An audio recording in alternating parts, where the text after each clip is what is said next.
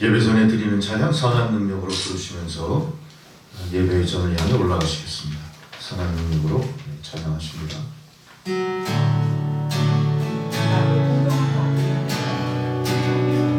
아닌데 다 또 바뀌었네.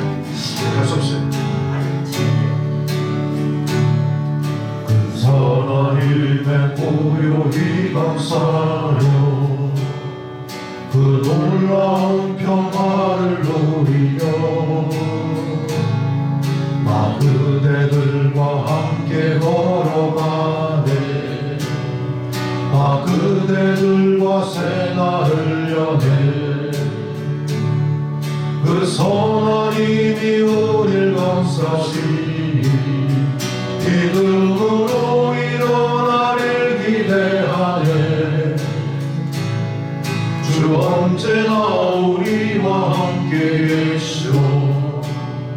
하루 또 하루가 늘 새로워. 지나간 어둠의 날들이 무겁게 내 영혼 짓눌러도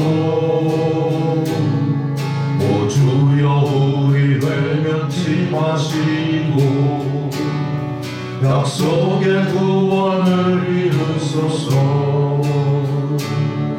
그 선한 힘이 우릴 감싸시니 믿음으로 일어나길 기대하네. 주 언제나 우리와 함께 계셔. 하루 또 하루가 늘 새로워. 주께서 밝히신 작은 촛불이 어둠을 헤치고 타오르네. 그 빛에 우리 모두 하나 되어 온 누리에 비추게 하소서. 그 선한 힘이 우릴 감싸시니 믿음으로 일어나길 기대하네. 주 언제나 우리와 함께 계셔. 하루 또 하루가 늘 새로워. 이 고요함이 깊이 번져갈 때 저 가슴 벅찬 노래 들리네. 다시 하나가 되게 이끄소서. 당신의 빛이 빛나는 이 밤. 그 선한 힘이 우릴 감싸시니 믿음으로 일어나길 기대하네. 주 언제나 우리와 함께 계셔. 하루 또 하루가 늘 새로워. 아멘. 할렐루야. 다 함께 묵상기도 드리심으로 2월 14일 산상 변모주일 예배 드리시겠습니다. 온 땅이여 하나님께 즐거운 소리를 낼지어다. 그의 이름의 영광을 찬양하고 영화롭게 찬송할지어다. 하나님께 아뢰의 길을 주의 일이 어찌 그리 어미하신지요. 주의 큰 권능으로 말미암아 주의 원수가 주께 복종할 것이며 온 땅이 주께 경배하고 주를 노래하며 주의 이름을 노래하리이다 할지어다. 와서 하나님께서 행하신 것을 보라. 사람의 아들들에게 행하심이 어미하시도다. 하나님이 바다를 변하여 육지가 되게 하셨으므로 무리가 걸어서 강을 건너고 우리가 거기서 주로 말미암아 기뻐하였도다. 그가 그의 능력으로 영원히 다스리시며 그의 눈으로 나라들을 살피시나니 거역하는 자들은 교만하지 말지어다. 아멘. 찬송가 20장 부르시겠습니다.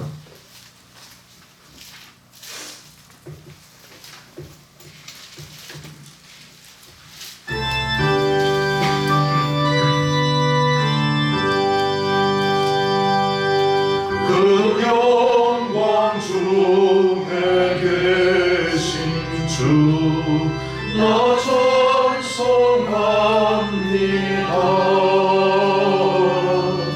영원히 계신 주 이름 나 찬송합니다.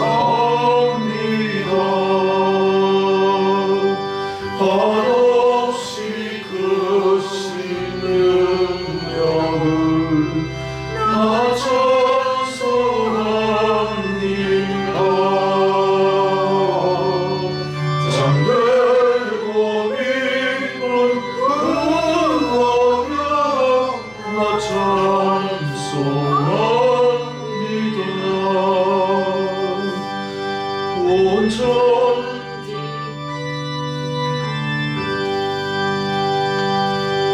온 천지 창조하시던 그 말씀 힘있어 영원히 변치 않는 줄나 찬송합니다. 그 오유하신 음성 날 불러주시고 그 품에 품어 주시니 나 찬송합니다.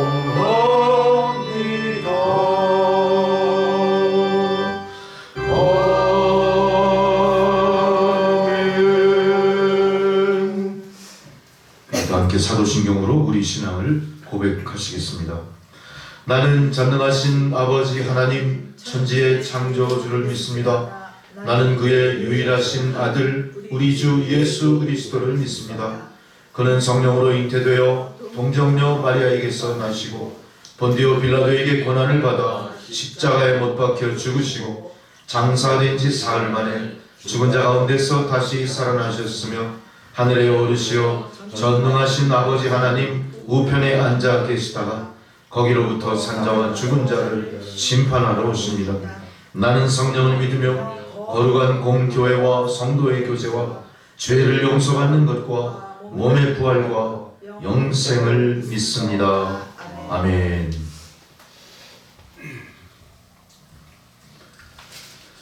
성시교도 교동 82번 빌립보서 2장 말씀 교도하시겠습니다.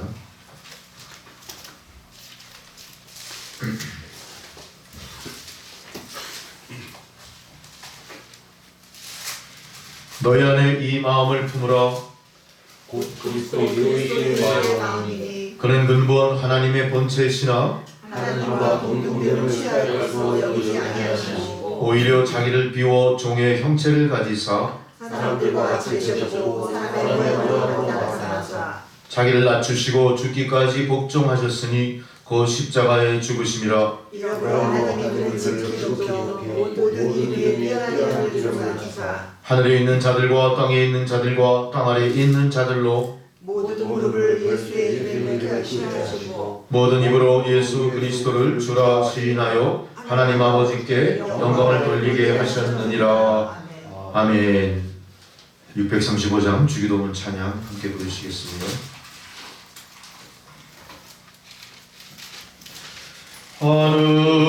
하늘에 계신 아버지 이름 거룩하사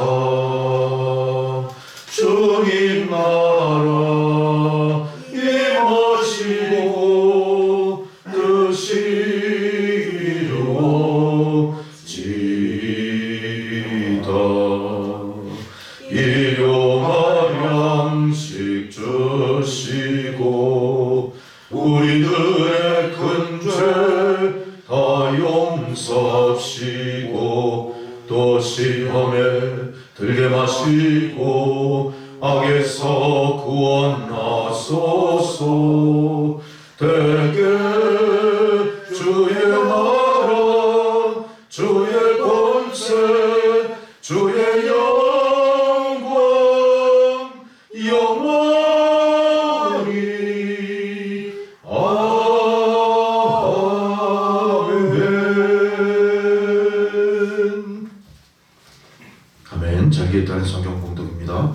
첫 번째 공독 구약성경 열왕기하 2장 1절에서 11절까지 말씀입니다. 프린트가 좀 잘못됐어요. 열왕기하 2장 1절에서 11절까지 말씀 교독하겠습니다. 여호와께서 회오리 바람으로 엘리야를 하늘로 올리고자 하실 때 엘리야가 엘리사와 더불어 길갈에서 나가더니 엘리야가 엘리사에게 이르되 청하건대 너는 여기 오느냐 여호와께서 너를 이리로 보내시니라 하니 엘리사가 이르되 여호와께서 살아계시과 당신의 영혼이 살아있을 줄 믿으라. 내가 당신을 떠나지 아니하겠다 않겠다. 이에 두 사람이 내려가려 하니 베델에 있는 선지자의 제자들이 엘리사에게로 나와 그에게 이르되 여호와께서 오늘 당신의 선생을 당신의 머리 위로 들어가실 줄을 아시나이까 하니 이르되 나도 또한 아노니 너희는 잠잠하라 하니라. 엘리야가 그에게 이르되 엘리사야 청하건대 너는 여기 머물라 여호와께서 나를 너희로 보내시니라. 엘리사가 이르되 여호와께서 살아계시과 당신의 영혼이 살아있을 줄 내가 당신을 떠나지 아니하리라. 여리고에 있는 선지자의 제자들이 엘리사에게 나와 이르되 여호와께서 오늘 당신의 선생을 당신의 머리 위로 데려가실 줄 아시나이까 하니 엘리사가 이르되 나도 아노니 너희는 잠잠하라. 엘리야가 또 엘리사에게 이르되 청하건대 너는 여기 머물라 여호와께서 너를 가더로 보내시리라 하니 그가 이르되 여호와께서 살아계시과 당신의 영혼이 살아있을 줄 맹세하세요니 내가 당신을 떠나지 아니하겠다. 이에 두 사람이 가니라. 선지자의 제자 50명이 가서 멀리 서서 바라보매 그 두 사람이 요단가에 서 있더니 엘리야가 버릇을 가지고 나라 물을 치매 물이 이리저리 가지고 두 사람 바다가 위로 건너더라. 건너매 엘리야가 엘리사에게 이르되 나를 내게서 데려감을 당하기 전에 내가 네게 어떻게 할지를 구하라. 엘리사가 이르되 당신의 성령이 하시는 역사가 갑절이나 내게 있게 하소서 하는지라. 이르되 내가 어려운 일을 구하노라. 그러나 나를 내게서 데려가실 것을 내가 보고 그 일이 내게 이루어지려니와 그렇지 아니하면 이루어지지 아니하리라. 함께 있습니다. 두 사람이 길을 가며 말하더니 불수레와 불말들이 두 사람을 갈라놓고 엘리야가 회오리 바람으로 하늘로 올라가더라. 아멘. 사도후서관의 공독은 고린도후서 4장 3절에서 6절까지 말씀입니다. 고린도후서 4장 3절로 6절 신약성경 289페이지입니다. 교독하시겠습니다. 만일 우리의 복음이 가리었으면 망하는 자들에게 가리워진 것이라. 그 중에 세상에 심지 않은 자들의 마음을 혼미하게 그리스도의 영광의 복음의 광채가 지지 못하게 하니 그리스도는 하나님의 형상이라. 우리는 우리를 전파하는 것이 아니라 오직 그리스도 예수의 주 되신 것과 또 예수를 위하여 우리가 너희의 종된 것을 전파함이라. 어두운 데 빛이 빛이라 말씀하셨던 그 하나님께서 예수 그리스도의 얼굴에 있는 하나님의 영광을 아는 빛을 우리 마음에 비추셨느니라. 아멘. 복음서의 공독은 마가복음 9장 말씀입니다. 마가복음 9장 2절에서 9절까지 말씀. 마가복음 9장 2절로 9절 말씀.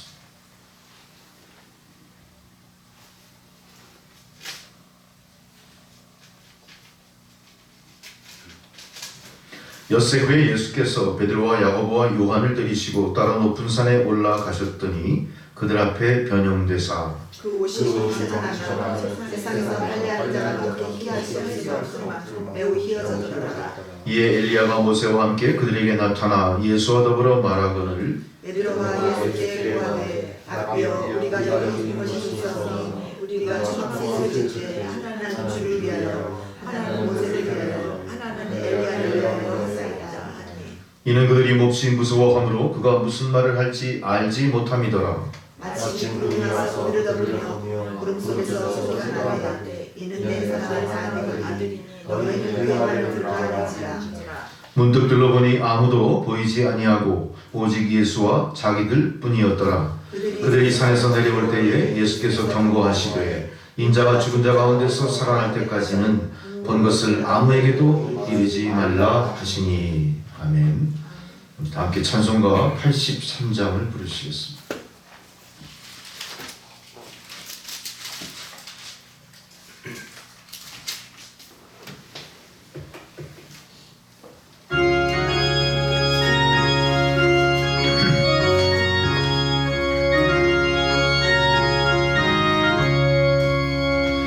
나의 마음에 근심 그름 가득하게 덮이고 슬픈 눈물 하염없이 흐를 때 인자하고 부드러운 음성으로 물으사 나를 위로하리 누가 있을까. 주 예수 주 예수 주 예수밖에 누가 있으랴. 슬퍼 낙심될 때에 내 친구 되시는 우주 예수밖에 다시 없도다. 무거운 짐 등에 지고 인생길을 가는 자 힘이 없어 쓰러지려 할 때에 능력 있는 발을 펴서 나의 손을 붙들어 나를 구해주리 누가 있을까. 주 예수 주 예수 주 예수밖에 누가 있으랴.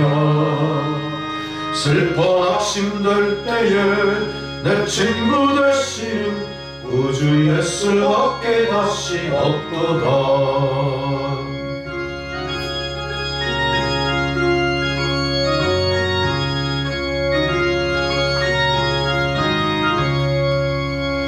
지은 죄를 돌아보니 부끄럽고 괴로워 자랑게 나 맘에 평안 없을 때 주 한 죄인 용납하사 품에 안아주시고 깨끗하게 하시리가 누굴까. 주 예수 주 예수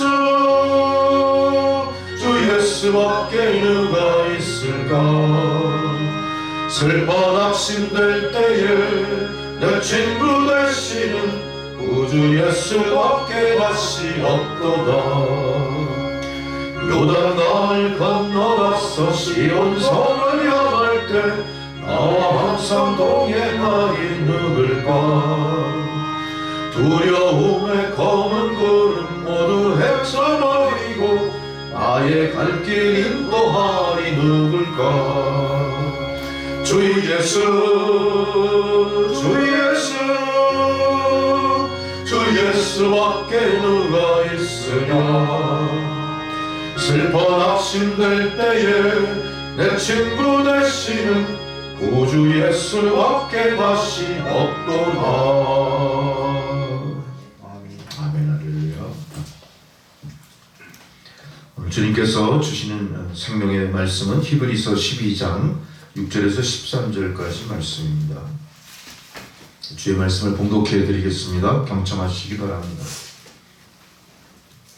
주께서 그 사랑하시는 자를 징계하시고 그가 받아들이시는 아들마다 책찍질하심이라 하였으니 너희가 참음은 징계를 받기 위함이라. 하나님이 아들과 같이 너희를 대우하시나니 어찌 아버지가 징계하지 않는 아들이 있으리요. 징계는 다 받는 것이오늘 너희에게 없으면 사생자요 친아들이 아니니라. 또 우리 육신의 아버지가 우리를 징계하여도 공경하였거든 하물며 모든 영의 아버지께서 더욱 복종하며 살려 하지 않겠느냐. 그들은 잠시 자기의 뜻대로 우리를 징계하였거니와 오직 하나님은 우리의 유익을 위하여 그의 거룩하심에 참여하게 하시느니라. 무릇 징계가 당시에는 즐거워 보이지 않고 슬퍼 보이나 후에 그로 말미암아 연단받은 자들은 의와 평강의 열매를 맺느니라. 그러므로 피곤한 손과 연약한 무릎을 일으켜 세우고 너희 발을 위하여 곧은 길을 만들어 저는 다리로 하여금 어그러지지 않고 고침을 받게 하라. 아멘. 기도하시겠습니다. 하나님, 오늘도 고난 중에 있는 주의 백성들을 향하여 생명의 말씀을 통해 다시 우리로 소망을 갖게 하시고 우리가 가는 이 인생의 노정을 뒤돌아보며 회개하고 돌이켜 주님이 여신 시온의 대로를 찾아 나가게 하시니 참으로 감사합니다. 참으로 어려움 속에 있는 교회와 주의 성도들을 오늘도 감찰하시고 주님 품 안에 품어 보호하시고 또 부모가 자식을 징계하고 초달하듯이 말씀을 통하여 깨우치게 하신 그 깊은 사랑을 우리가 어찌다 말할 수 있겠습니까? 그저 한량없으신 주님의 은혜와 사랑을 감사하면서 이제 그 받은 사랑과 은혜를 이웃들에게 전하고 주님을 알지 못하는 세상 사람들에게 전하는 일에 우리가 예전과 같지 않은 몸과 마음으로 믿음의 모습으로 새롭게 변화되어 성도의 사명을 감당하는 저희들이 다 되게 하여 주옵소서. 아버지 하나님, 성전은 그 문이 닫히고 성전의 마당은 적막할 따름이오나 주님의 생명의 말씀은 시간과 공간을 초월하며 전능하신 말씀의 능력으로 지금도 우리를 이끌어 주시고 온 세상 공중권세 잡은 사탄 마귀의 그 어둠의 세력들을 대적하게 하시는 줄 믿습니다. 주여, 우리가 이 믿음 변개치 않고 오직 예수의 믿음으로 살아가는 성도들이 되게 하여 주옵소서. 아직도 그 끝을 알 수 없는 코로나19 팬데믹 사태의 끝을 저희들은 알고 있습니다. 주님께서 모든 것을 감찰하고 계심을 믿습니다. 주님께서 이 모든 사태를 시종일관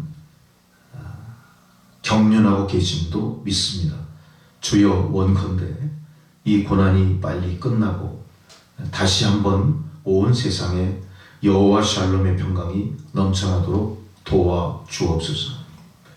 그동안 세상 사람들이 많이 노력하여 백신도 개발하고 치료제도 나왔다고 하지만 아직 저희들은 그 혜택을 알지도 못하고 누리지도 못하고 있고, 더더욱이 어려움 속에 있는 제3세계 가난한 국가들, 세상으로부터 소외된 자들은 이 기쁜 소식을 알지도 못하고 그저 그렇게 살아가고 있는 현실입니다. 하나님, 이 모든 것을 감찰하셔서 이제 하나님의 은혜와 사랑이 온 세상에 편만하게 하옵소서.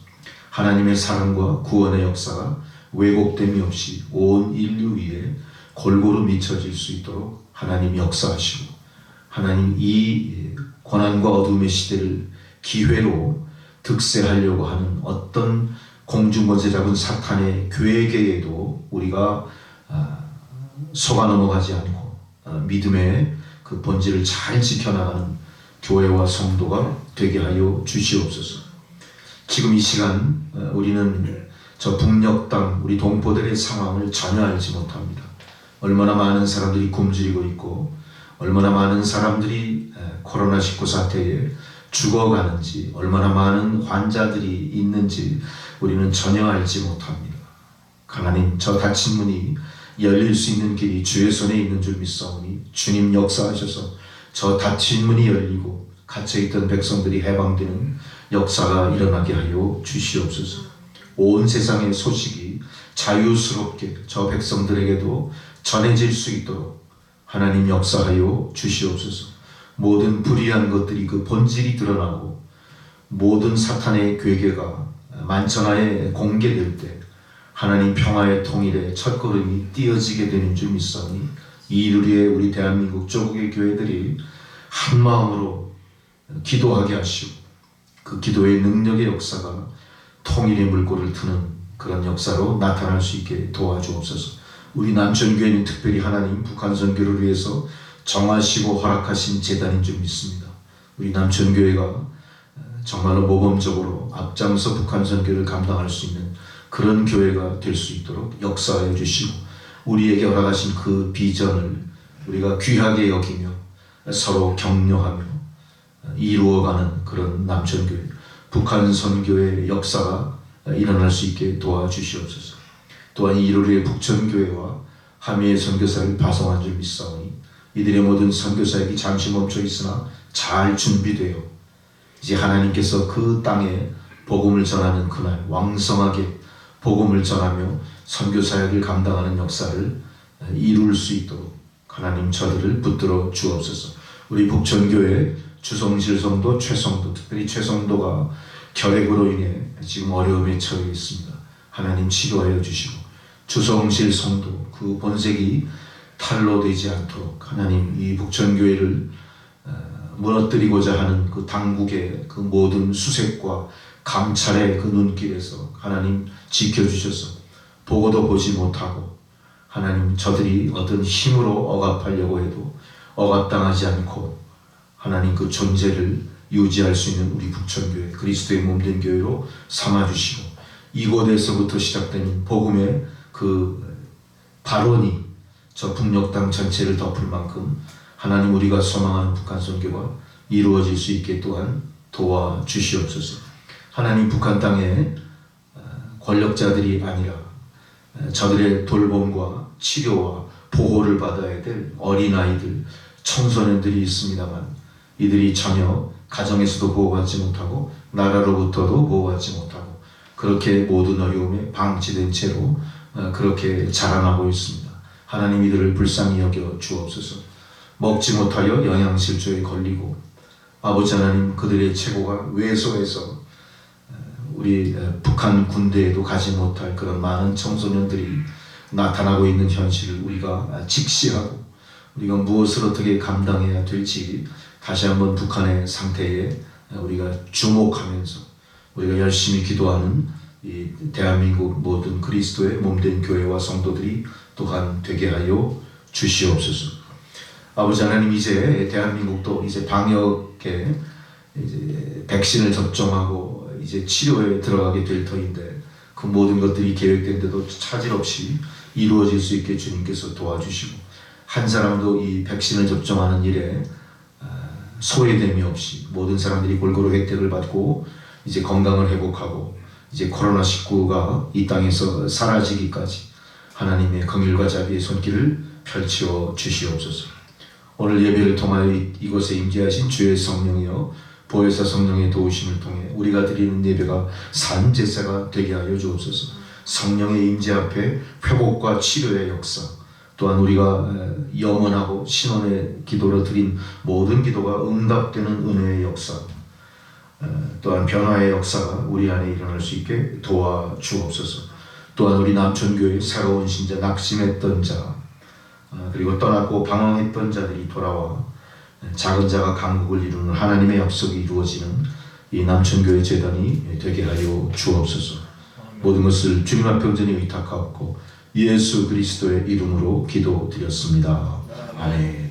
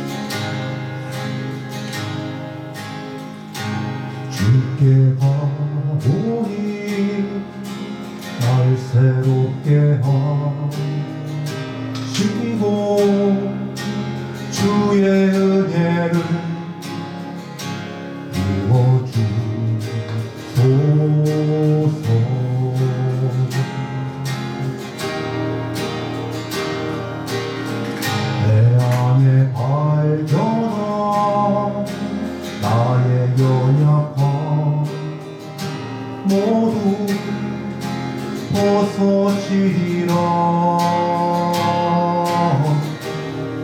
주의 사랑으로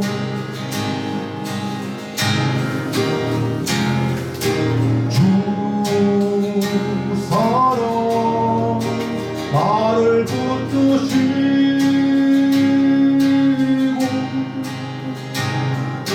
주 곁에 날 이끄소서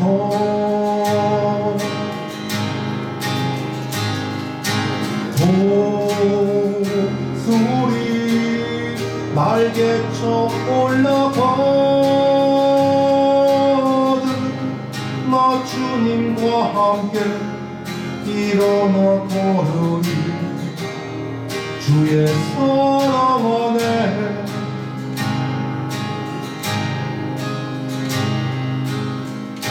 나의 문 열어 주를 보게 하시고 주의 사랑을 알게 하소서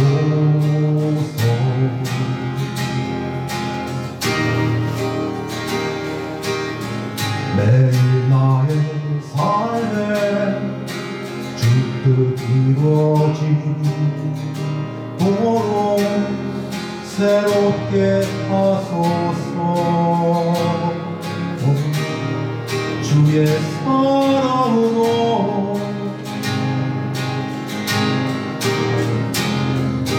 주 사랑 나를 붙드시고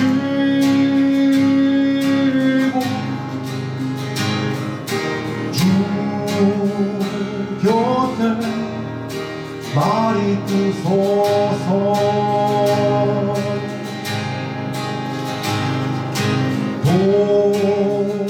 독수리 날개쳐 올라가듯 나 주님과 함께 일어나 걸으리 주의 사랑 안에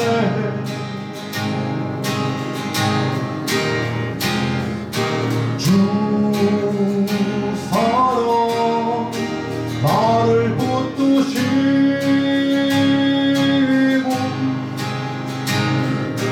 주 곁에 날 이끄소서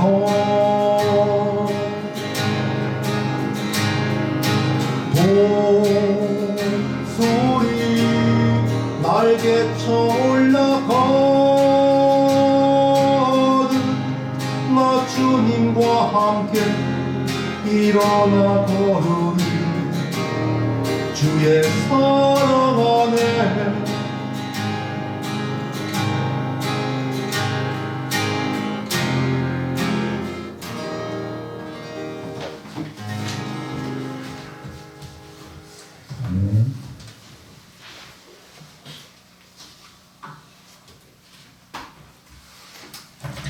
주님께서는 계속하여 올해 그 말씀의 하나의 이렇게 맥을 만들어 주셨는데 그게 고난이라는 거예요. 고난에 대한 말씀을 많이 해주시고 고난을 극복하는 방법이라든가 고난을 통해 우리가 얻는 유익이라든가 이런 많은 것에 대해서 우리에게 뭔가 메시지를 계속 주고 계신 것 같아요. 그래서 오늘도 그 고난과 맥을 같이 하는 징계라는 그런 주제가 오늘 말씀의 주제가 될 것 같습니다. 자, 징계는 고난의 일종이에요.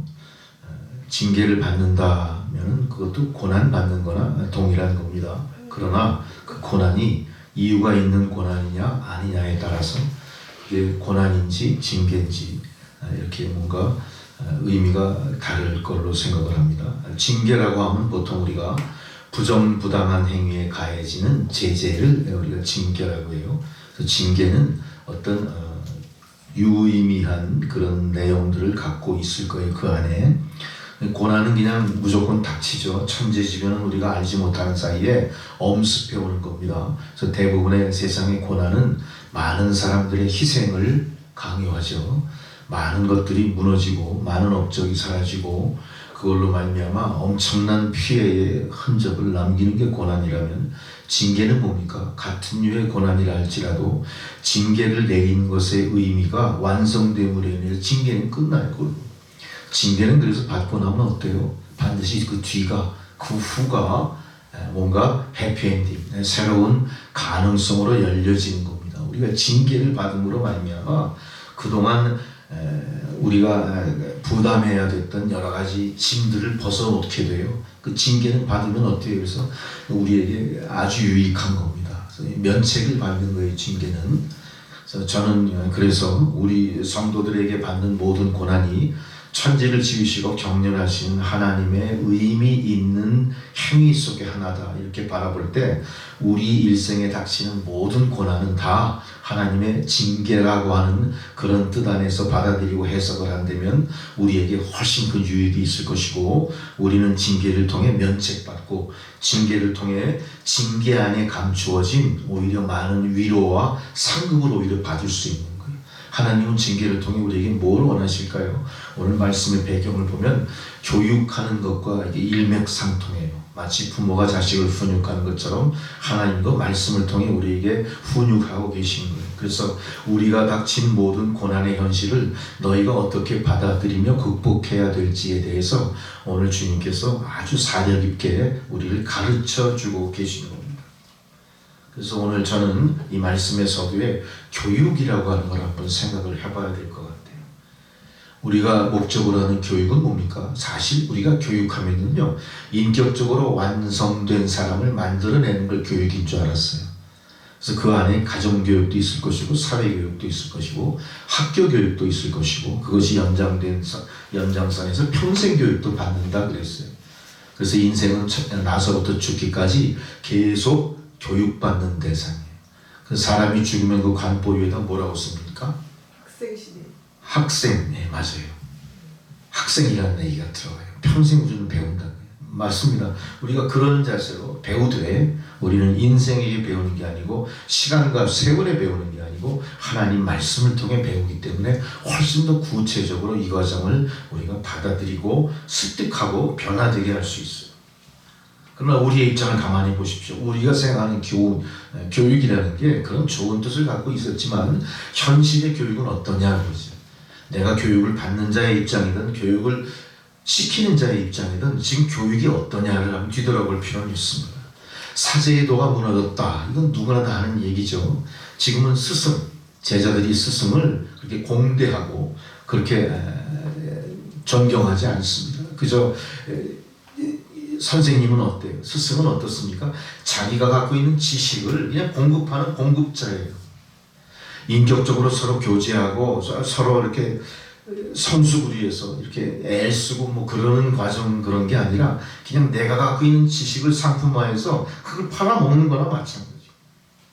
한시적으로 이들을 관리하고 이제 그 과정을 배출시키는 것으로 스승은 제자에 대해서 모든 걸 다 했다고 여기는지도 몰라요.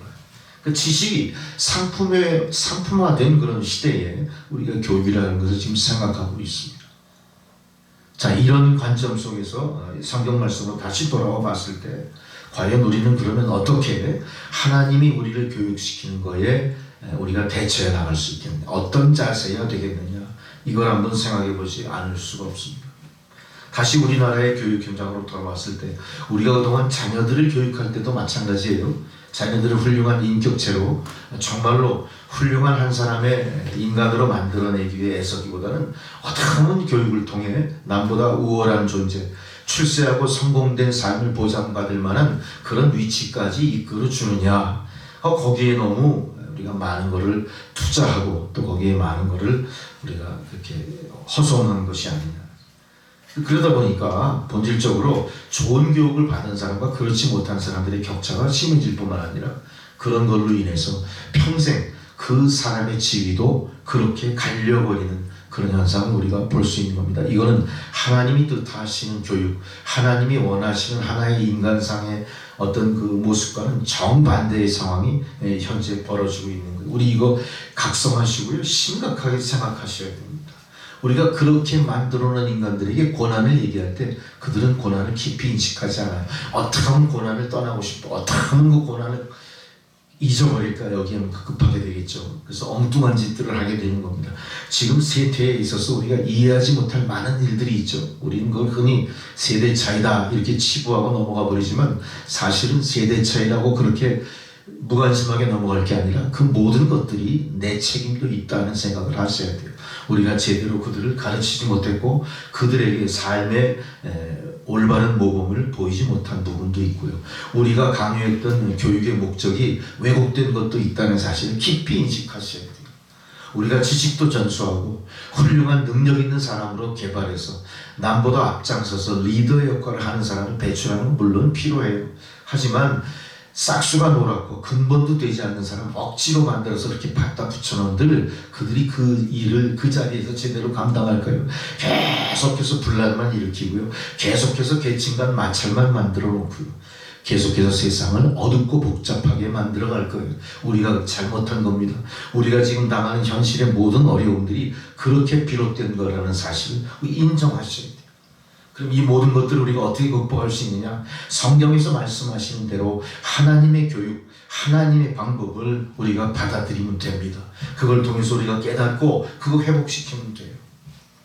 그럴 때 우리에게 주어진, 이 민족에게만 특별히 주어진 하나님의 놀라운 은혜, 머리가 굉장히 좋죠? 우리는 어떤 가족제도라고 하는 좋은 어떤 그런 유기적인 인간관계 계속 이끌어가고 보존해 오지 않았습니까? 대한민국 갖고 있는 윤리 도덕의 수준이나 가치는 온 세상이 인정할 만큼 대단한 겁니다. 그런 좋은 것들이 하나님이 원하시는 것에 부합되게 그렇게 발전되고 계속 이어져 가게 하기 위해서 우리가 무엇을 해야 될 거냐 깊이 생각하세요. 우리나라의 교육은요, 고등학교까지는 수재급이었지만 대학 졸업하고 사회인이 됐을 때는 모든 사람이 다 동등해져 버려요. 대학은 들어가기 어렵고 졸업하기는 너무너무 쉬워요. 공부 잘 안 합니다. 그리고 공부하는 목적도 다 희미해져 버려요. 의미가 없어지는 거예요. 이게 거꾸로 가야 되지 않겠습니까? 아무나 들어가는 대학이 아니라 들어가긴 어렵고 들어가긴 쉬워도 졸업은 어려운 대학을 만드는 그런 서양식 교육 방법도 우리가 다시 한번 생각해 볼 필요가 있고요. 어쨌든 이 모든 것들을 통해서 우리가 얼마나 잘못된 삶을 살고 있고 그 안에 잘못된 교육을 시키고 있는지를 우리가 각성해야 될 필요가 있습니다. 우리가 미국이나 일본이나 OECD 선진국 상위 10개국에 속하는 많은 나라들을 지금 보십시오. 그 나라들이 물질적으로는 풍요할지 몰라도 세상을 앞장서 이끌어갈 만한 도덕적인 훌륭한 인격체들을 많이 배출하나요? 예전 같지 않습니다. 훌륭한 철학자, 훌륭한 역사학자, 훌륭한 종교인, 그렇게 훌륭한 사람, 뭔가 인류에 앞장서서 인간들에게 모범을 보이는 그런 인간들의 배출이 갈수록 희미해져요. 갈수록 희미해집니다. 정말로 오랜 역사를 자랑하는 그 서구의 많은 유수한 대학들이요, 지금은 예전 같지 않아요. 왜 그렇게 됐습니까? 이들이 추구하는 교육의 목적이 애초부터 세웠던 그 교육의 목적과 많이 그 방향을 달리했기 때문에 그래요. 지금은 능력 있고 특출난 사람을 배출해내는 그런 교육기관이 된 것 같은데 예전에는 어땠습니까? 아주 훌륭한 인격적인 사람, 그걸 만들어내기 위해서 애를 썼던 거 아니에요? 지금은 대학교에서도 학과가 어때요? 세상 조류에 맞춰서 많은 학과들이 사라지거나 새로 생기고 있습니다. 이제는 인문과학 그런 쪽에 어떤 관심보다는 이제는 자연과학 쪽 그런 쪽에 굉장히 관심이 많아가지고요. 아주 기본이 되는 인문학이 지금 아주 바닥으로 떨어져 버린 거죠. 별 가치가 없는 것 같이 돼버려서 학과도 많이 사라져 버렸어요. 심지어는 대학에 국문과, 사회학과, 신문방송학 없어진 거가 너무너무 많은 거예요. 다시 한번 우리의 교육이 이대로 가서는 안 되겠다는 어떤 각성이 우리에게 있어야 되지 않을까 그런 생각을 하게 됩니다. 그런 면에서 하나님이 모든 걸 만드시고 경륜하시는 대로 순종하며 쫓아가야 될 성도들이 과연 이 세상의 모든 교육이 이렇게 가치 전락한 현실에 대해서 책임이 있느냐 책임이 없느냐 그런 것에 대한 각성조차 없다는 거 우리 반성해야 됩니다. 반성해야 됩니다. 지금은 크리스찬조차 부끄러운 세상이 되어버렸어요. 내가 크리스찬이라고 내세울 만한 게 아무것도 없어요. 왜 그렇습니까? 우리 안에 있는 좋은 하나님의 경륜하시는 그 간섭을 우리 스스로 외면했고 그 간섭 속에서 제대로 교육받고 배출된 존재들이 점점 없어져 버리기 때문에 희미해져 버리기 때문에 이게 시체 말로 중인지 속환인지 모르겠다는 것처럼 크리스찬인지 일반인인지 구별이 안 가버려요. 우리가 그렇게 됐어요. 크리스천이 부끄러운 세태가 된 겁니다. 세상 사람들은 기독교에 대해서 불평을 늘어놓죠. 세상 사람들은 기독교에 대해서 잘 모르거나 뭔가 왜곡된 정보를 갖고 있는 경우가 너무나 많아요. 세상 사람들은 기독교를 믿는 사람을 마치 성자, 보편적으로 살아가는 사람들보다 많은 것을 억제하고 많은 것을 스스로 인내해야 되는 걸로 착각하고 있어요.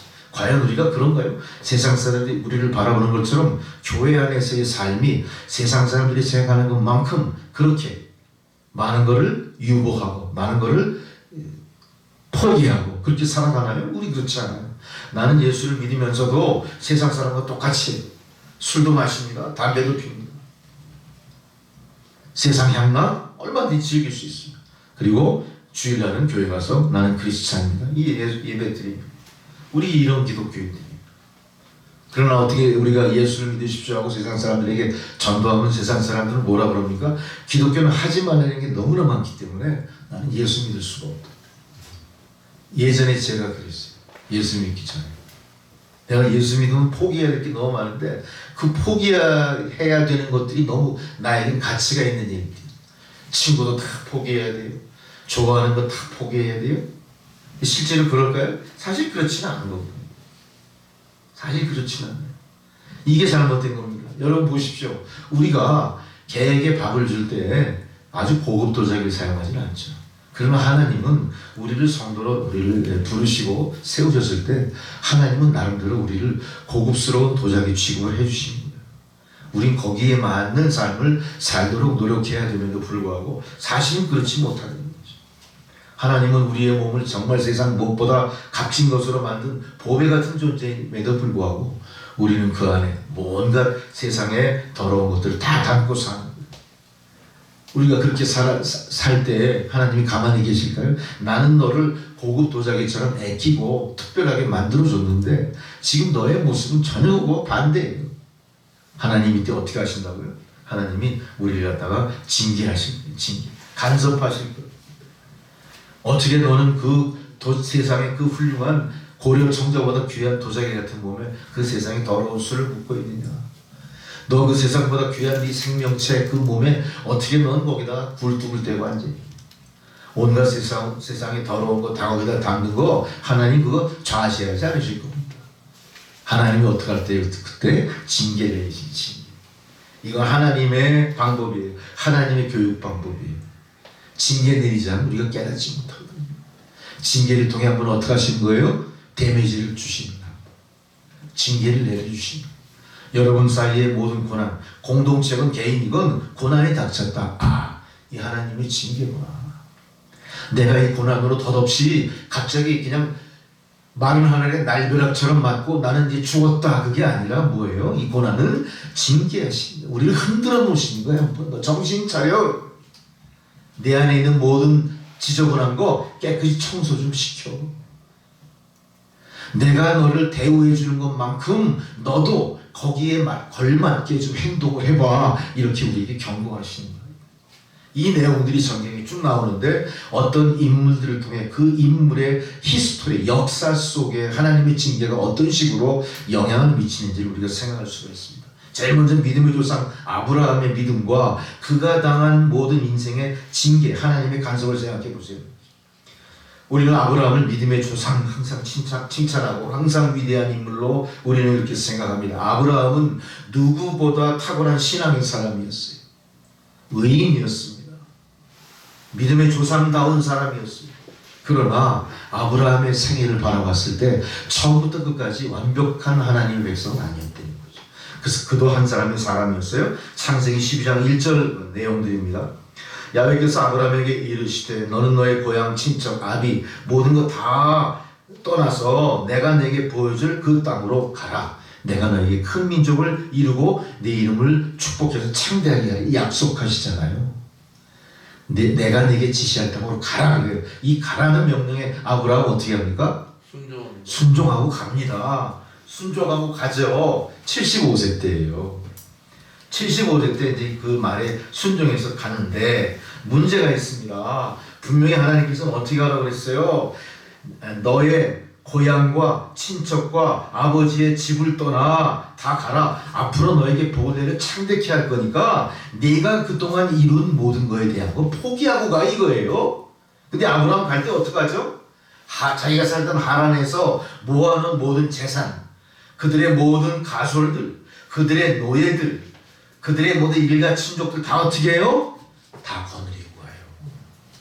우리가 성경 말씀의 문장 사이에 숨어 있는 이런 건 놓치면 안 됩니다. 아브라함은 순종하고 간 것 같죠? 가되 어떻게 갔어요? 다 포기하고 떠나지 않았던 겁니다. 자기가 이룩한 업적과 더불어 간 거예요. 이건 어떤 겁니까? 겉으로는 순종한 것 같지만 사실은 순종이 아니라 불순종과 다를 바 없는 겁니다. 그는 가나안 땅에서 모은 모든 재산을 다 싣고 갔어요. 종들 다 데리고 갔습니다. 조카도 데리고 갑니다. 그렇게 떠나갔어요. 그가 가나안 땅에 들어오자마자 하나님은 그 일에 대해서 어떻게 반응하십니까? 갑자기 그 땅에 기근을 내리게 온물이 다 말라버립니다. 풀도 다 말라버립니다. 끌고 왔던 모든 가축들이 다 배고파 굶어 죽고 그 일 때문에 어떻게 돼요? 아브라함의 모든 가손들, 그 중에 노예들도 뿔뿔이 다 흩어져 버려요. 친척들도 다 그를 떠나게 됩니다. 결국은 가나안 땅에 가서 하나님의 축복 속에 엄청난 부와 명예를 누리는 삶이 아니라 빈손이 되어버리는 거예요. 생각해 보세요. 하나님께서 약속한 것이 하나님께서 스스로 포기한 것입니까? 약속을 받아들이는 아브라함이 그릇을 준비하지 못했던 자기 생각대로만 했던 겁니다. 하나님의 뜻을 온전히 받아들이지 못하고 자기의 업적과 자기의 결과에 대해서 그는 집착했던 거죠. 결국은 빈손으로 가나안에 입성하게 됩니다. 하나님 저도 가나안 땅에 가면 분명히 큰 민족을 이루고 창대케 하겠다고 하셨는데 어떻게 이럴 수가 있습니까? 아마 아브라함은 그때 하나님에 대해서 엄청난 원망이 있었을 거예요. 다시 아무것도 없는 가나안 땅에서 어떻게 해요? 정착이 안 되죠. 어떻게 합니까? 다시 떠납니다. 자, 여기서부터 아브라함의 삶이 왜곡되기 시작해요. 하나님이 원하던 삶이 아니라 하나님이 원하시던 방향에서 점점 왜곡되기 시작합니다. 어쩔 수 없어요.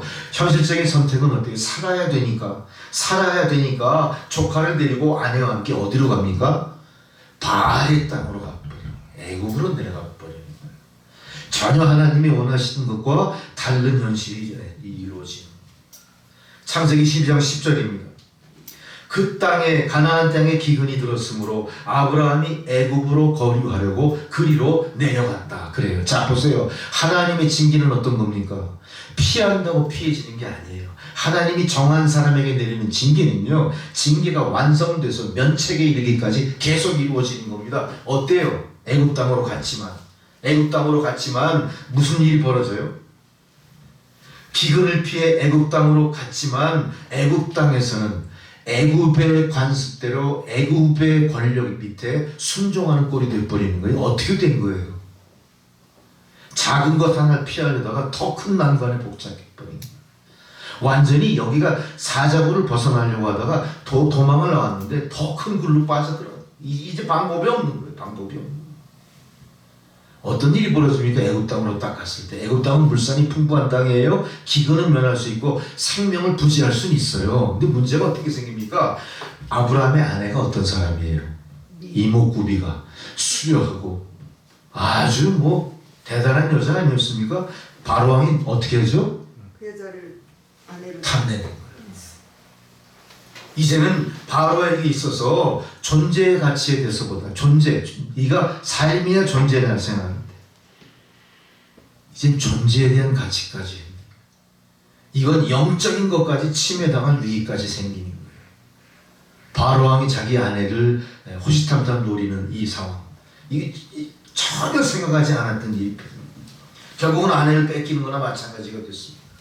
이제는 아내를 뺏기고 그 덕분에 얻어먹는 비참한 그런 삶이 이루어지기 시작해요. 이 상황에서 아브라함은 어떻게 합니까? 아브라함은 역시 의로운 사람이에요. 그 상황을 또 도망치지 않고 어떻게 합니까? 거기서 통회하고 자복했다. 어떻게 했어요? 징계를 받아들인 거. 하나님, 제가 잘못했습니다. 제가 정도를 벗어났습니다. 하나님의 뜻을 거역하였사오니 하나님 내리시는 징계 제가 받겠습니다. 이렇게 된 거예요. 자, 이제 받아내면 어떤 일이 벌어져요? 면책되는 겁니다. 받아내셔야 되는 겁니다. 이 하나님의 징계 앞에 우리는 잠잠히 무릎 꿇고 하나님 처분을 기다리면 되는 거예요. 아브라함이 그렇게 한 겁니다. 아브라함은 정말로 통에 잡아가고 하나님 앞에 크게 깨어졌을 때 그 결과 하나님이 그 기도를 들으시죠. 아내는 다시 원자리로 돌아놓습니다. 그다음에 더 많은 은근보화를 얻어 어디로 가요? 다시 하나님이 약속한 땅으로 돌아가게 만들어요. 이게 하나님의 징계예요. 하나님은 징계를 견뎌내고 하나님의 징계의 뜻을 깨달은 자를 어떻게 합니까? 약속하신 대로 돌려놓으시는 거예요. 돌려놓으시는 거예요. 이제는 이 아브라함의 삶은 어때요? 자기 중심의 삶에서 완벽하게 징계를 통해 하나님 중심의 삶으로 돌아가는 겁니다. 여러분, 우리가 징계의 과정 속에 있다면 하나님이 원하시는 삶으로 변하게 돌아가야 되는 거예요. 자꾸 우리가 했던 거 우리의 과거에 연연하지 마세요. 내가 귀하게 예수를 믿고 하나님 말씀을 통해 거룩한 성도가 되기를 작정했다면 우리는 어떤 경우든 간에 그게 길흉화복, 아무리 우리의 삶을 흔들어 놓는 그런 상황이라도 마지막에는 어떻게 돼요? 하나님이 원하시는 하나님 중심의 삶으로 돌아가야 되는 것이고 돌아가게 되는 겁니다. 그런 과정 속에 여러분이 있습니다. 이것 하나만큼은 변하지 않고 붙잡고 있어요. 내가 아무리 속이고 그걸 갖다 모면해 보려고 한들 그 하나님의 징계가 모면되는 거 아닙니다. 하나님은 징계를 결정하셨다가 징계를 포기하시고 그래 알았어 너 내 멋대로 해 이렇게 하시는 분도 아니에요. 시건치 않으십니다. 그래서 징계는 어떤 거예요? 그의 사랑하는 자녀에게 내리는 하나님의 사랑의 또 다른 표현이에요. 우리가 당하는 모든 고난도 하나님의 징계라는 것을 깨달은 여러분, 이 징계는 또 다른 하나님의 축복이라는 사실입니다. 우리는 이 징계를 통해 본래의 모습을 회복할 뿐 아니라 하나님이 원하시는 인간상, 하나님이 원하시는 삶의 그 길을 다시 가게 될 겁니다. 이제 변화된 아브라함은 어떻습니까? 다시 가나안 땅으로 돌아와요. 가나안 땅에서 하나님의 축복받은 삶을 이루어 갑니다. 조카 롯과 이제는 땅으로 인해 분쟁도 생기죠. 너무나 모든 게 물산이 풍부해지다 보니까 그들이 키우는 가축들도 어때요? 아주 엄청나게 수가 많이 늘어났던 거예요. 조카가 키우는 그 짐승과 자기가 키우는 그 짐승들이 어때요? 서로 풀을 뜯어먹을 땅이 서로 각축이 되다 보니까 그 싸움이 붙었어. 아브라함이 이때 어떻게 합니까? 예전의 아브라함이 아니기 때문에 자기 중심적으로 생각하지 않고 창세기 13장 8, 9절에 이렇게 얘기하죠. 우리는 한 친족이라 나나 너나 네 목자나 내 목자나 다투지 말자. 네 앞에 온전한 땅이 있지 않냐? 나를 떠나라. 내가 좌할 때 나는 우하고 나는 우하고 내가 우하면 나는 좌하겠다. 그래 내 마음대로 선택해. 아브라함은 어떻습니까? 약속의 하나님을 믿는 하나님 중심의 삶으로 변화되다 보니까 어때요? 예전의 아브라함이 아닌 거예요. 양보할 줄 알아요. 왜 이렇게 했습니까? 더 큰 축복의 백성을 도우시는 그 손길을 내가 알기 때문에. 여러분 이 말씀의 교훈을 얻으시기 바랍니다. 자기가 삼촌으로 당연히 어른으로 좋은 땅 차지할 수 있어요. 그렇지만 선택권을 자기 조카에게 주는 겁니다. 자기 조카에게 주는 겁니다. 조카가 요단뜰에 물이 넉넉하고 풀이 많은 것을 보고 그리로 택해서 떠나서 비로소 하나님께 온전히 순종했다. 그 말씀의 결과인 겁니다. 이제 그 모든 전토 친척아비 집을 완전히 떠나 완전히 순종하는 지경에까지 이르는 아브라함이 됐던 거예요. 아브라함은 그동안에 겪었던 모든 수모나 모든 여러 가지 어려움들이 어때요? 한낱 그거는 좋은 추억일 수 있어요. 야 그때 내가 큰일 날 뻔했어. 하나님이 도와주시지 않았으면 지금의 나는 존재하지 않을까 이렇게 생각할 거예요. 얼마나 많은 수모를 당했고 얼마나 위기가 있었습니까마는 하나님 중심의 사람으로 변화된 아브라함은 지나간 과거조차도 기쁜 마음으로 감사한 마음으로 받아들일 수 있는 정말로 하나님의 축복과 은총이 아브라함에게 넘치는 존재가 됐던 겁니다. 이제 순종은 성공의 기초가 되는 겁니다. 이제 순종은 닫힌 문을 여는 천국의 열쇠가 되는 겁니다. 과연 우리는 순종하고 있습니까? 하나님 말씀대로 합니까? 하나님이 우리를 특별히 택하시고 귀한 백성 삼으셨음에도 불구하고 우리의 삶의 모습은 예전에 세상 사람과 별반 다를 게 없다면 하나님 우리를 징계하실 것이고, 하나님 너무나 우리를 사랑하시기 때문에 회복하라, 돌아오라 지금 우리에게 권유하고 계실지도 몰라요. 그 권유가 지금 징계로 나타나고 있다면 여러분들 두려워하지 마십시오. 그 징계를 순종하시고 무릎 꿇고 회개하시고 징계가 지나 면책이 될 때까지 믿음으로 인내하시고 기도하시기 바랍니다. 아멘.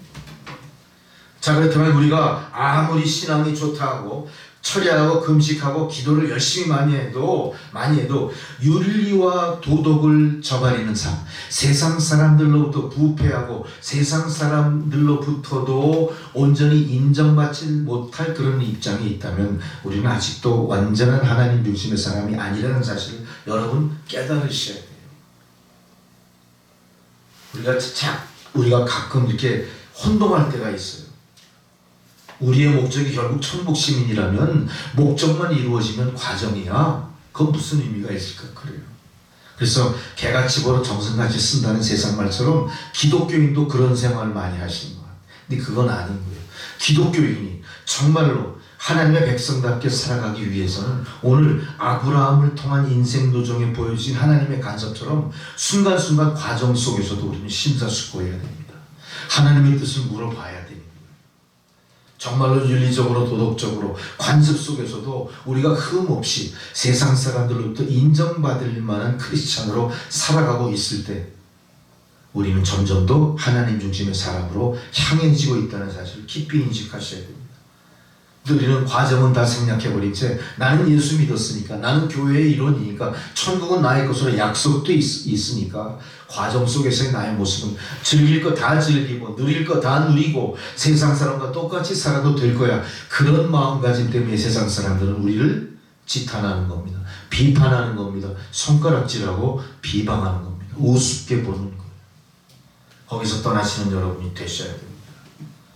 자, 어떤 면에서는 세상 사람들이 우리 믿는 자들을 신뢰하지 못한다면 우리 앞에 놓인 징계조차도 참 꼴 좋다, 너나 잘해, 결국 너희들 믿음의 끝이 그것뿐이 안 돼, 이렇게 우리를 조롱하고 있을지도 몰라요. 모든 문제는 다 우리 안에 있다는 사실 다시 한번 깊이 우리가 생각을 해봐야 될 것 같습니다.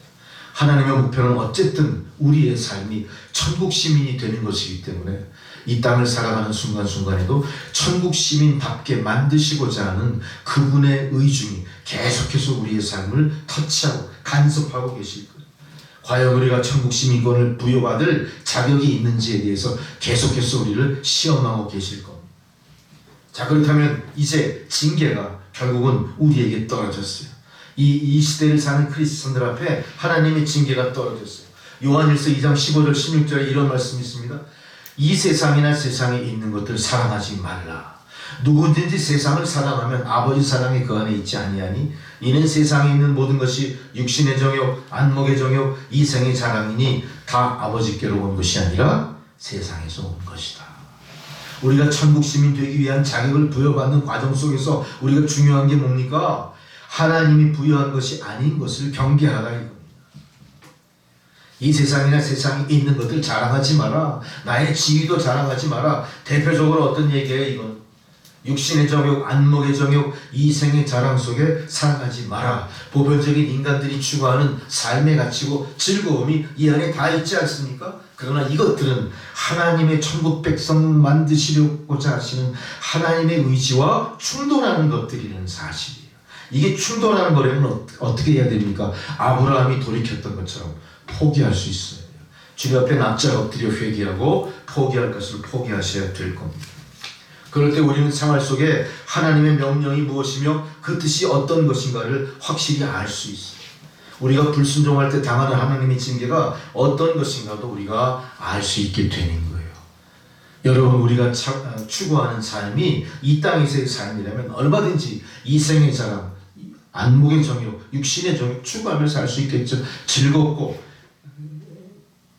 아주 다양한 인생을 즐기며 살 수 있어요. 그렇지만 하나님의 목적이 그게 아니기 때문에 우리는 그것이 하나님으로부터 온 것이 아니라는 사실을 깊이 인식하셔야 돼요. 우리는 징계받은 요나를 또한 생각합니다. 요나는 하나님이 원하시던 길을 가지 않죠. 니느웨 성에 가서 회개를 외쳐라 하나님 명령하셨지만 그는 니느웨 성에 가서 회개를 외치기보다는 자기가 원하는 곳으로 갑니다. 곧 배를 타고 요바에서 다시스로 도망을 치게 되죠. 다시스로 도망친 결과는 어떻습니까? 큰 풍랑 속에 배가 깨지고 결국은 물고기 뱃속에서 3일을 지내는 3일의 고난을 당하게 됩니다. 반드시 하나님께서는 불순종한 사람들을 계속해서 쓰시면서 그 과정 속에 징계를 내리신다는 거죠. 요나는 물고기 뱃속 3일간의 삶을 통해 죽지 않고 다시 살아나 회복하게 됩니다. 이게 징계의 의미인 거죠. 이사야 1장 2절에서 5절의 말씀에 이런 말씀이 있어요. 야훼께서 말씀하시기를 내가 자식을 양육하였거늘 그들이 나를 거역하였도다. 그는 소는 그 임자를 알고 나귀도 그 주인의 구유를 알건만 이스라엘은 알지 못하고 나의 백성은 깨닫지 못하는도다. 이게 세상을 징계하시고 그의 백성을 징계하시는 하나님의 심정이에요. 하나님은 뭐를 원하신다고요? 내가 자식을 양육했지만 그들이 나를 배반했다. 그로 인해 내가 고난을 통해 이들을 정죄하리라가 심판하리라가 아니라 이때 이들을 더 사랑하시기 때문에 징계를 내리실 겁니다.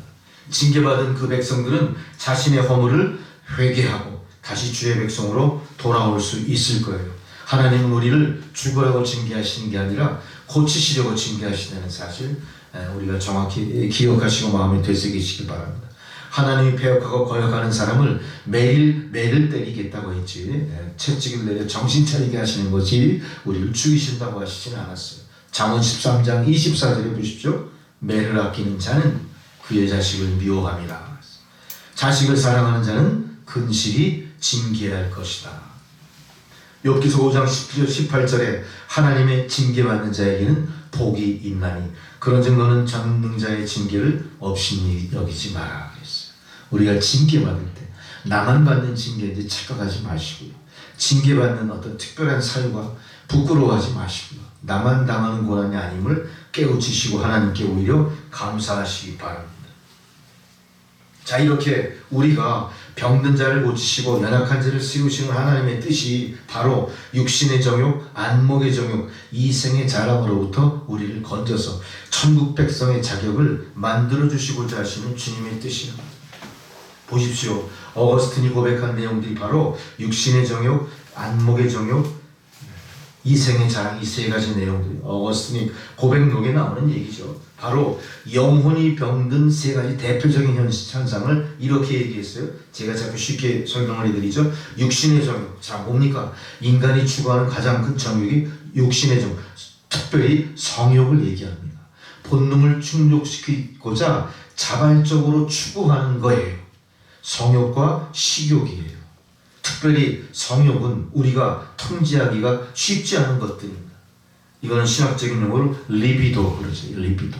우리 안에 있는 본능적인 감출 수 없는 욕구라는 겁니다. 그 다음에 안목의 정욕이 있어요. 안목의 정욕. 눈을 통해 들어오는 모든 사물에 대한 욕망이에요. 아름다운 것을 추구하는 욕망. 이 아름다운 것을 추구하는 욕망은 곧 소유의 욕망으로 변할 것이고요. 그것을 추구하다 보면 물불가리지 않게 될 거예요. 아름다운 것은 하나님의 크신 선물입니다만 그 안목의 정욕이 과해질 때 그것이 하나의 욕망으로 확대될 때 그것은 추한 걸로 변하는 거예요. 아름다움은 나만 소유하는 것이 아니라 모든 사람들의 정서를 편안하게 만들어주고 기쁨으로 채워주는 게 아름다움인데 우리는 그 아름다움을 개인이 소망하려고 애쓰. 이게 바로 안목의 정욕이요 죄가 된다는 거예요.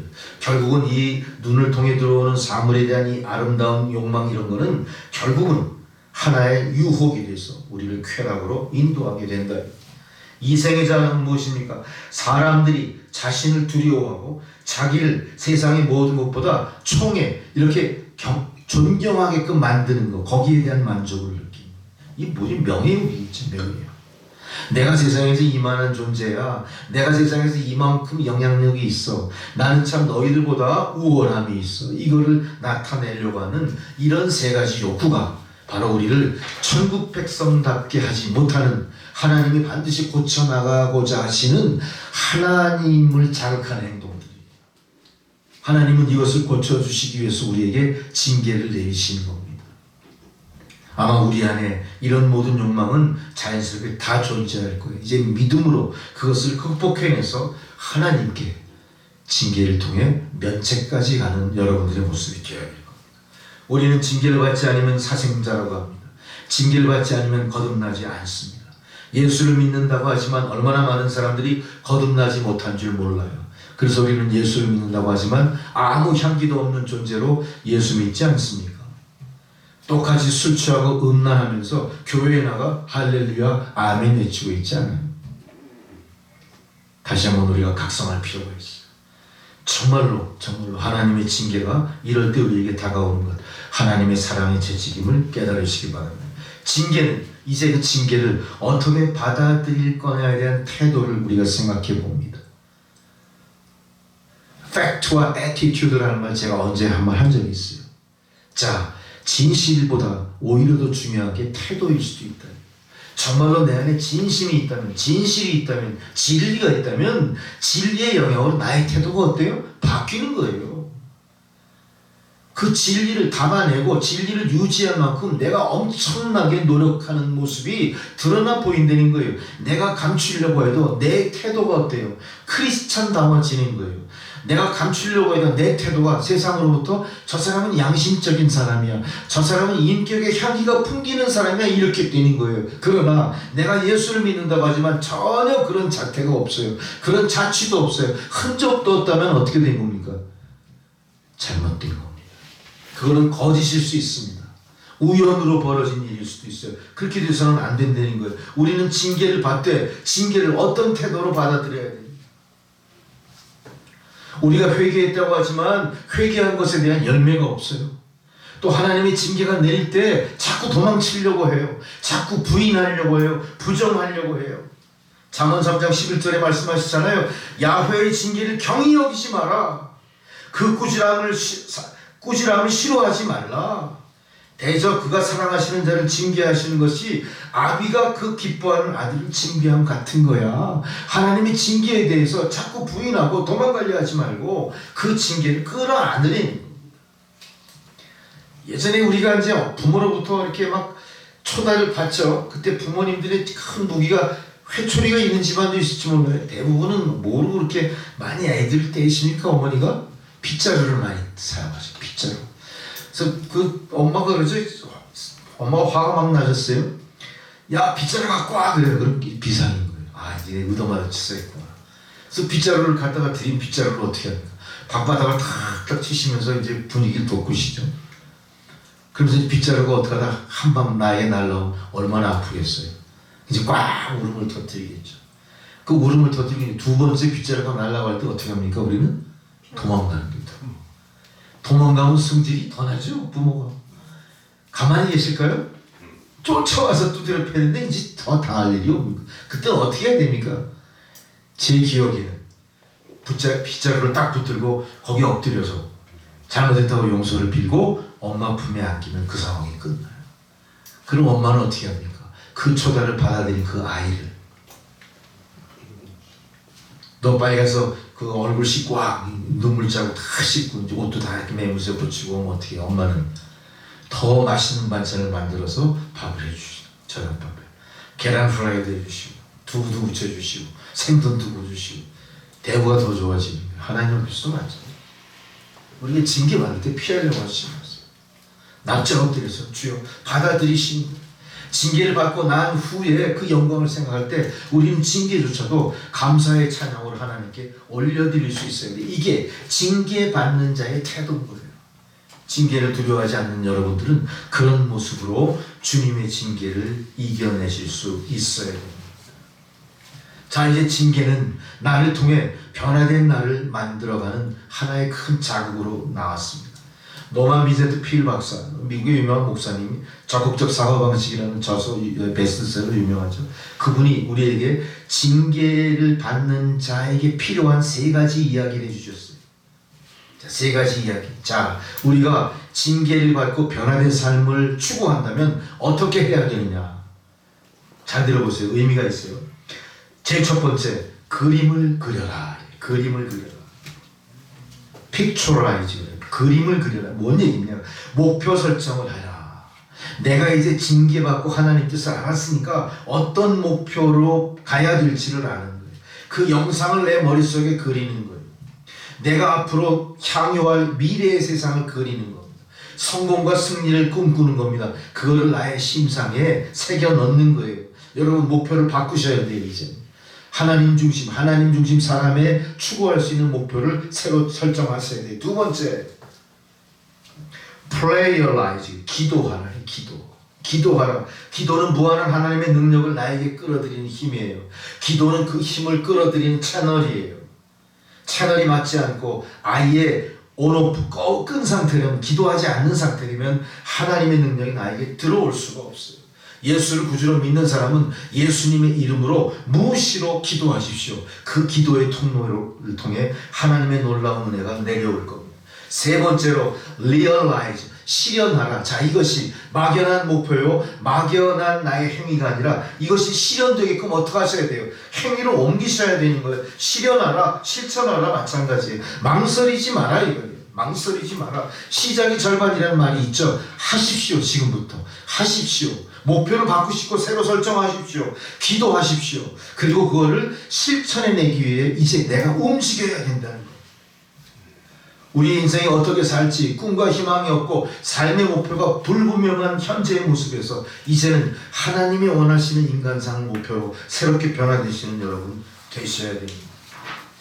징계가 아무리 슬프고 어렵고 시련처럼 우리에게 다가와도 그 징계의 결과가 면책이요 새롭게 하나님이 우리에게 부여하신 인생의 기회라는 걸 생각한다면 우리는 징계를 통해 어떻게 됩니까? 더 강해지는 거예요.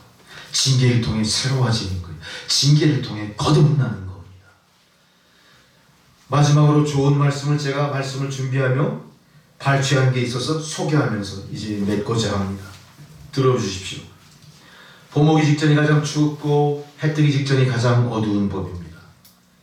당신의 습관을 최대한 다스리십시오. 그렇지 않으면 그 습관이 당신을 지배하기 때문입니다. 떠나야 할 때 우리의 모든 시간이 모래바위에 위에 남겨놓아야 하는 발자국임을 기억하시기 바랍니다. 산속의 적은 물리치기 쉬워도 마음속의 적은 그렇게 할 수가 없습니다. 남에게 속는 가장 확실한 방법이 자신이 남보다 영리하다 굳게 믿는 그것입니다. 세상에 두 종류의 사람이 있죠. 하나는 자신을 죄인으로 여기는 옳은 사람과 또 다른 하나는 자신을 옳다고 여기는 죄인입니다. 아무리 공경에 처해도 당황하지 마시고 사방이 다 막혀도 위쪽은 언제나 뚫려 있다는 것을 아시고 하늘을 바라보십시오. 희망이 생길 것입니다. 젊음은 마음의 상태이지 나이의 문제가 아님을 명심하시고 매력은 눈을 놀라게 하지만 미덕이 영혼을 사로잡는다는 사실 잊지 마시기 바랍니다. 믿음은 칫솔과 같은 것 정기적으로 매일 사용하지만 남의 것을 쓸 수는 없습니다. 때때로 죽음을 생각하십시오. 그 위에 당신의 생명을 설계하시고 오늘이 마지막이라고 생각하십시오. 죽음의 기로에 서 있음을 안다면 한층 인생의 무게가 더 중심을 잡아주실 겁니다. 좋은 집을 지으려 하기보다 좋은 가정을 지으십시오. 호화주택을 짓고도 다투는 사람이 있는가 하면 오두막 속에 살아도 웃음과 노래가 가득한 집이 있습니다. 크게 되기 위해 먼저 작게 시작해야 할 때가 있음을 기억하시고 좋은 나무는 쉽게 크지 않는다는 사실, 강한 바람과 역경이 나무를 강하고 단단하게 한다는 사실입니다. 숲이 어두면 나무는 하늘을 향해 높이 뻗어 올라갑니다. 햇빛과 추위와 비와 눈은 모두 나무를 좋은 목재로 만드는 최고급의 자양분입니다. 인생의 시계는 단 한 번 멈추지만 언제 그 시간을 멈추게 될지 아무도 알 수 없습니다. 지금이 내 시간이라고 하고 살며 사랑하고 수고하고 미워하지만 내일은 믿지 마십시오. 그 시계가 언제 멈출지 모르기 때문입니다. 인생에서 중요한 것은 실패하지 않는 것이 아니라 실패해도 좌절하지 않는 데 있습니다. 꿈을 계속 가지고 있으면 언젠가는 반드시 실현될 때가 올 겁니다. 그러므로 오늘 어떤 꿈을 가지고 있다면 기회를 사용하도록 철저히 준비하십시오.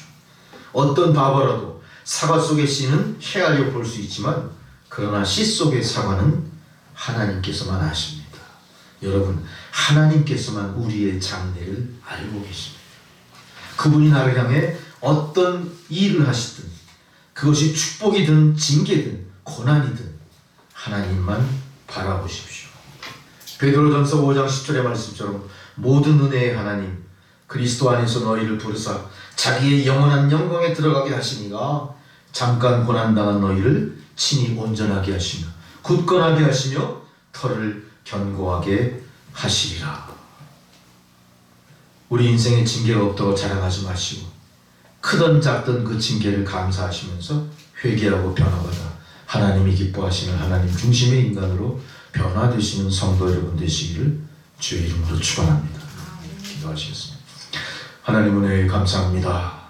고난과 시련을 통해 변화된 주의 백성들 세상의 빛이 되고 소망이 되는 역사로 나타나게 하옵소서. 예수님의 이름으로 기도드렸습니다. 아멘. 찬송가 272장 봉헌송으로 드리시겠습니다.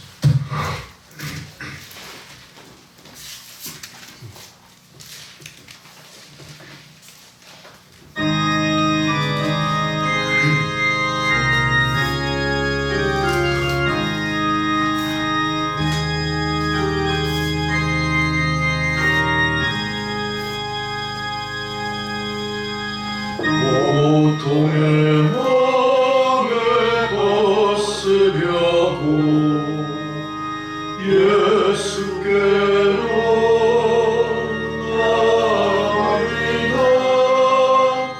자유와 기쁨 베푸시는 주께로 갑니다. 엉금의 몸이 튼튼하고 인고한 삶이 은혜지며 죄악을 벗어버리려고 주께로 갑니다. 낭패와 실망 당한 뒤에 예수께로 나갑니다. 십자가 은혜 받으려고 주께로 갑니다. 슬프던 마음 위로받고 인생의 꿈과 단장하며 항상 부르려고 주께로 갑니다.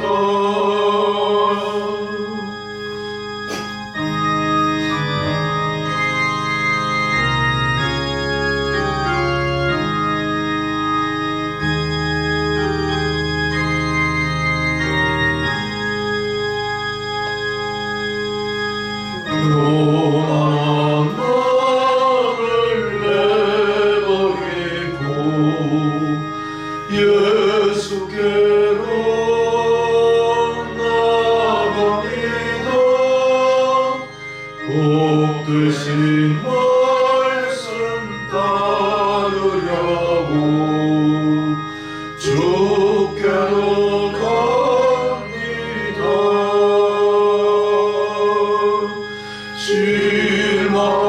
실망하리고 힘을 얻고 예수의 크신 사랑받아 하늘의 기쁨 맛보려고 주께로 갑니다.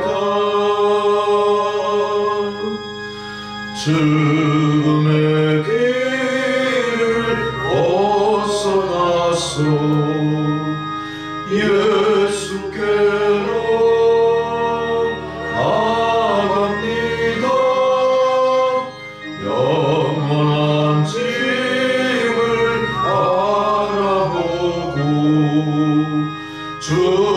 주께로 갑니다.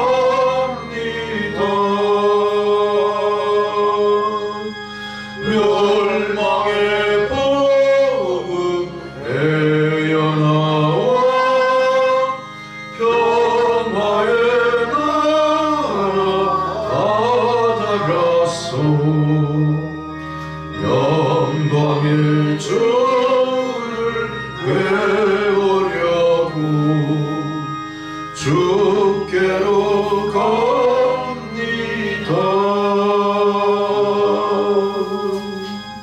아멘. 하나님 아버지 은혜에 감사합니다.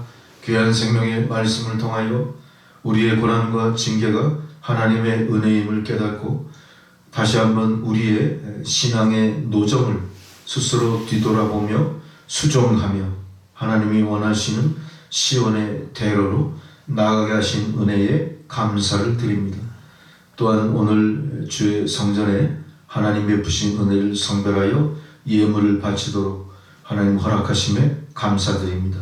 드린 예물을 받아주시고 사용되어지는 곳에 하나님의 나라가 확장되게 하옵소서. 드린 손길 축복하셔서 저들의 삶이 하나님의 은혜를 세상에 유통하는 축복의 통로된 그런 축복된 삶을 살게 하옵소서. 예수님의 이름으로 기도드렸습니다. 아멘. 교회 소식은 다른 거 없고요. 오늘 말씀 속에 우리가 결단하고 소망을 그리면서 그것을 이루기 위해 기도하고 실천으로 옮기는 여러분 되시길 바랍니다. 코로나19 바이러스가 잠잠해질 것 같으면서도 또 아니고 계속 그렇죠. 언제 끝날지 모르지만 이 고난도 하나님의 징계일진데 반드시 우리가 극복해서 변화된 삶으로 나가게 하실 줄 믿습니다. 죽도록 기도하시겠습니다. 이제는 우리 구주 예수 그리스도의 은혜와 하나님 아버지의 사랑과 성령의 교통감화 역사하시는 그 은혜가 고난과 징계도 하나님의 사랑과 은혜임을 깨닫고 감사하며 세상을 향해 나아가는 주의 백성들 머리머리 위에 그들의 가정과 자녀손들과 하시는 일들 가운데 코로나19 바이러스와 일선에 싸우며 땀 흘리는 모든 의료진들, 봉사자들 그 머리 위에 그들의 하시는 모든 일들 가운데 이제로부터 영원토록 함께 하시기를 간절히 축원하옵나이다. 아멘.